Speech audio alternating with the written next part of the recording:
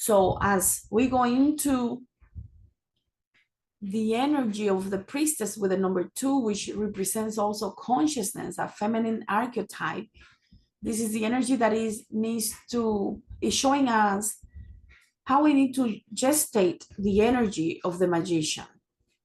We're now going to gestate it. This is a lunar force. And this is imagination with the moon crown.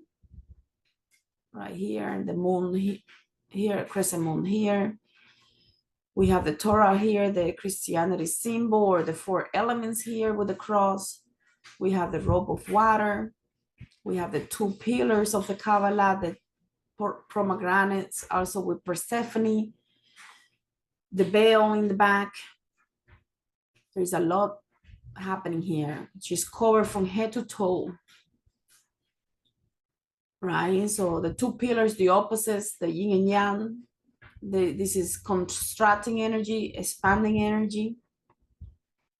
There is a good and evil construct here, the dualistic realities here, forces. And this is also can represent the Temple of Solomon in the middle way with this image in the back here can be representing of the Temple of Solomon. So the 4 major religions with the Christianity, the Torah, the crescent moon are being shown here. Also a lot of Venus energy. The crescent moon right here, yellow, right by the water is interesting. The water that goes into the Empress right here, you see how this water flows into this car here, right? The palm trees, right? The date palms, not the palm trees. So the palms are masculine force and masculine aspect. So this is also divine consciousness. So we can look into Persephone, Hathor, Dumuzi to understand the car more deeply. If you're interested about that, look into those goddesses and gods. And the gown that is made of water leads to the 3rd card here with this color here flowing into the Empress. So this means that the hidden forces, their secrets, higher wisdom, power that is being gestated, that is neutral and requires self-realization, so that you have to listen to your inner voice.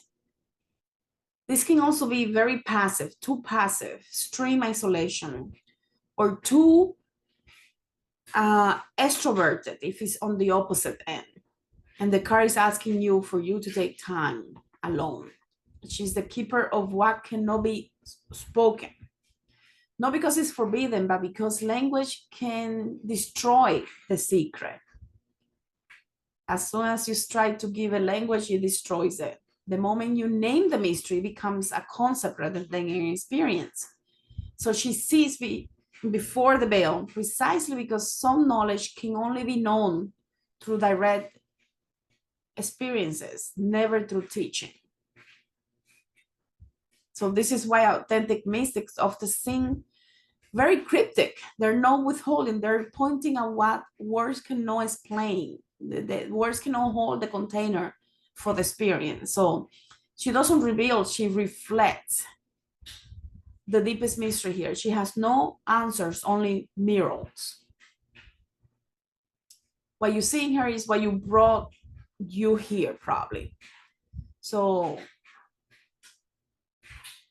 particularly hidden things are happening here, and you become one with the truth that is hidden within your consciousness, and you're ready to receive when this card comes up.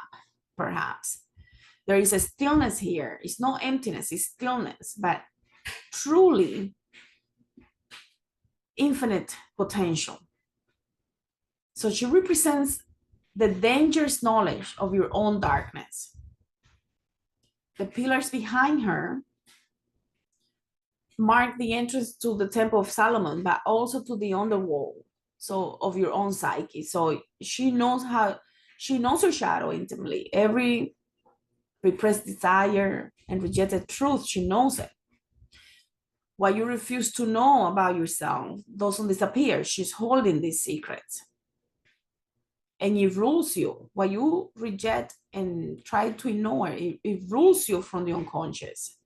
So she offers a terrifying gift of seeing yourself clearly. She's a virgin. The ancients sense, the maiden virgin. So not sexually pure, but psychologically autonomous, right? So she belongs to no one. She needs no external validation. And she's passive. But there is a radical refusal here of the patriarchal demands to perform. Radical. And when she's also holding the ability to avoid being obsessed with doing, producing, proving. So she won't explain herself. She won't justify. So if this card is coming up, it might be asking you to stop justifying yourself. You have to be understood by everybody. Like she really is standing in inner power of knowing and processing and understanding herself. So she holds a secret of being in a permanent threshold, right? In a liminal space, no coming or going, no beginning or end, but eternally in between. So this is the mystical state of Bardo, the gap between thoughts, where true consciousness emerges. She teaches that wisdom doesn't live in a certainty, but in the comfort with not knowing, in dwelling, right? In being able to hold ambiguity. So the high priestess holds those secrets. Her greatest hidden teaching, obviously intuition, but it isn't feeling, it is remembering. What we call psychic ability or the sixth sense is actually the soul's memory, right, of unity consciousness before the illusion of separation. So she knows what she knows because at the same time she is what she knows. The mystic truth here is that she is what she knows. She's reminding you that you already know what you came here to learn because you already have that within you. The pomegranates are the veil of the pomegranate here in the pomegranate are similar to the Persephone myth. So you might look into the Persephone myth to understand more about the veil here, the descent into the darkness, in a darkness that isn't punishment, but it's about initiation. So you cannot be the high priestess without having died to your old versions, sometimes many times, without having eaten the seeds that bind you to the underworld. So she's already been where you fear to go. So the high priestess and the empress are often seen as opposites, but their deepest mystery is their unity. They're actually very, very, the empress follows the card of the high priestess for a reason. The empress is the high priestess manifested, and the high priestess is the empress withdrawn into potential.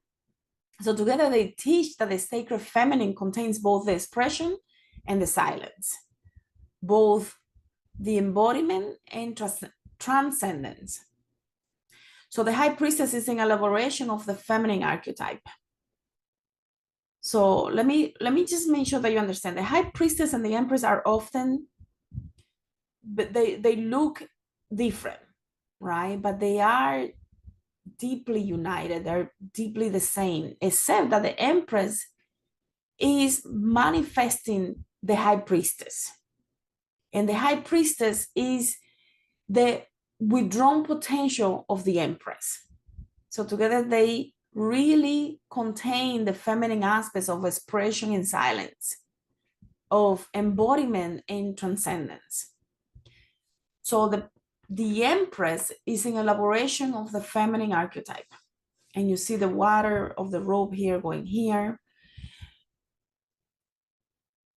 what was sparked by the magician, right? That the high priestess just stated is now being born. That's why sometimes people say, oh, this is a pregnancy card. Yeah, it's now being born with the Empress. She is pregnant with, she's Maya, basically. She's the Hindu, in the Hindu philosophy, right, of Maya. We know that the scene between the veil, between the illusions, she's Maya. She's pregnant with Maya. She's pure yin energy. This is the mother archetype, the mother nature, Gaia Pachamama. She's the great mother goddess. She's the foundation of our existence in all of nature, all of us. She's feeling and empathy. She's grown. She's activated by personal encounters with our own mother figure. So she doesn't need a throne to reveal her authority. Unlike the emperor that has a very rigid throne, she's just using a soft share, very red, passionate colors, alive, right? And her crown is 12, this crown of, let me see if I have a bigger here so we can see it better.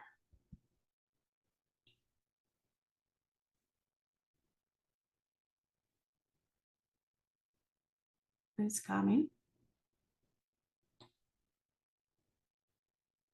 Okay, you see the stars here, the white stars. So she has 12 stars, revealing the 12 signs of the zodiac.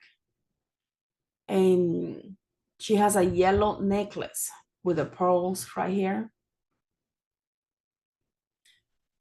The pearls of Venus, symbolizing love, beauty, feminine power. And the river of life coming through here, right, from the high priestess. So she's not just the mother. She is the psyche energy that drives us. She's libido, right? She's not just a mother. She's the boy herself, like really. She is a mother figure. So her deepest mystery is that she represents the fertile darkness before creation, the womb space, where potential gestates, just like it did in the high priestess. She doesn't just birth things into being. She is the mystery of how nothing becomes something. This is why she's often seen as pregnant, but eternally so. So she assists in the liminal space between conception and manifestation. So she also holds the negative mother complex when it's at its extreme. Her abundance can be a trap though, because you see so much abundance, even the ropes, the nature, everything, the wheat here. The shadow here, the teaching here is that, you know, if things can become overripe, they can, when they become overripe, they decay. So we have to be careful here, leaving things unattended, right? Because it can become too much, like the wildness. So the Empress teaches that fertility without boundaries leads to chaos, right? Cancer is control growth, uncontrolled growth. When it was before control, everything was okay. But when it is uncontrolled, it becomes cancer and it can kill. So the mystery here asks, what needs to be pruned? Where has your yes to everything become a no to discernment? When we have codependency issues and we cannot say no, that's a problem too. So this card may be asking us to put boundaries in place, to clear out debris, to be more receptive, not passive, but receptive. So receptive and passive are two different things. So the Empress power is magnetic, but she's not projecting. She doesn't chase or force. She attracts and allows. By allowing an active choice, right? She's attracting, she's magnetic, but she's not forcing. She knows that you don't try to make the trees grow, right? They just grow. So she also has a sexuality that is sacred and separate from procreation. She's a lover as well. The sensual body itself, Venus symbolism here, right? So it's not about romantic love, though. It's about pleasures as spiritual practice, as body as a temple rather than a vessel. So she teaches the desire. She teaches that desires isn't something to transcend, but something to honor, a divine intelligence. So we can also see this through Ursula Freda. We can see this through all the mother deities, and we can see the shadow aspect in energies, the shadow aspects of these deities. So if you're interested in any of the great mothers, Yemaya, Oshun, any of those great mothers, you can see the shadow aspect, right? Isis, Persolifera, any of the great mothers, Inanna Buruku. So she really is containing the mystery of time here.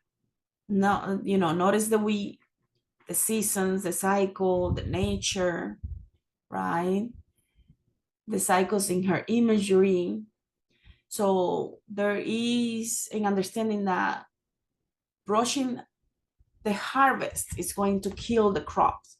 So she holds the secret that everything has its right timing, and that humans suffering primarily from being out of sync with the patterns of nature, with the natural rhythms. So her deepest teaching is patience. Patience isn't about waiting, is trusting the intelligence of what is to unfold. So she's the bridge between worlds. She's seated between the garden and the wild, right? So she's mediating between the conscious and the unconscious, between civilization and nature, between spirit and matter. She doesn't transcend the body to reach the divine. She embodies the divinity.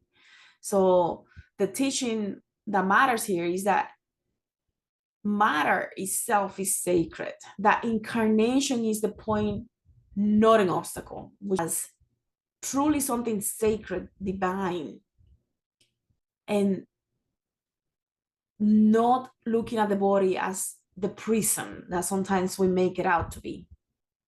So the gods and goddesses are the main images of the archetypes and what the archetype's purpose is. So we can look at the great mothers and see which ones are calling our name, which ones we identify with the most. And when we move into the emperor,